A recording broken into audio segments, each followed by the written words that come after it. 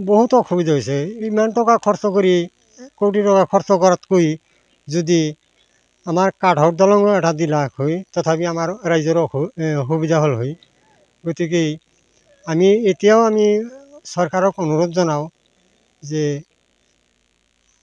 দলংখন যাতায়াতৰ কাৰণে দলংখন কৰি দিলে আমাৰ বহুত ৰাইজৰ উপকাৰ হ'ব গতিকে আমি চৰকাৰক অনুৰোধ জনাওঁ যে অতি সোনকালে দলংখন কৰি দিয়াৰ কাৰণে অনুৰোধ জনাওঁ।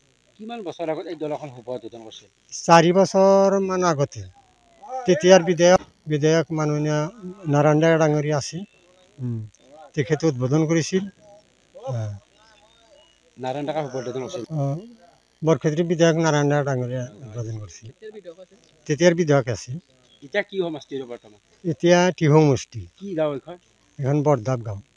এই যে আচলতে আপোনাৰ কিমান মানুহ এই দলংখন? বহু মানুহ, হাজাৰৰ বেছি মানুহ অহা যোৱা কৰে, আমদান কৰে। এতিয়া কিমানটা অঞ্চলৰ গাঁৱৰ মানুহ আছে? কি কি গাঁৱৰ পৰা? বৰদাপ, বৈঠাভাঙ্গা, লাৰাকুচি, খাইলাপাৰা এইবিলাক মানুহ আমদান কৰে।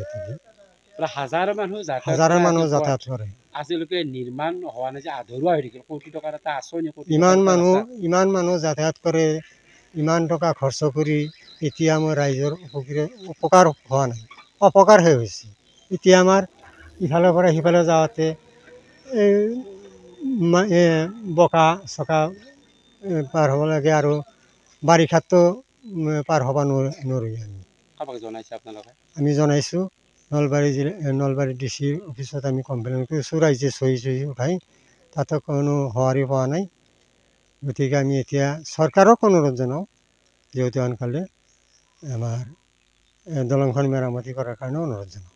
আমি অনুমান কিমান বা খৰচ গৈছে এইটো আমি নাজানো। গতিকে বহু খৰচ গৈছে, কোটি টকা খৰচ গৈছে কিজানি। তাতকৈ যদি আমাৰ কাঠৰ দলং এটা দিলা হয় তথাপি আমাৰ ৰাইজৰ উপকাৰ হ'ল হয়। এতিয়া আমাৰ উপকাৰটো হোৱা নাই, অপকাৰে হৈছে। যিকোনো খবৰৰ বাবে যোগাযোগ কৰক 7099017330 লগতে 7099017110 নম্বৰত।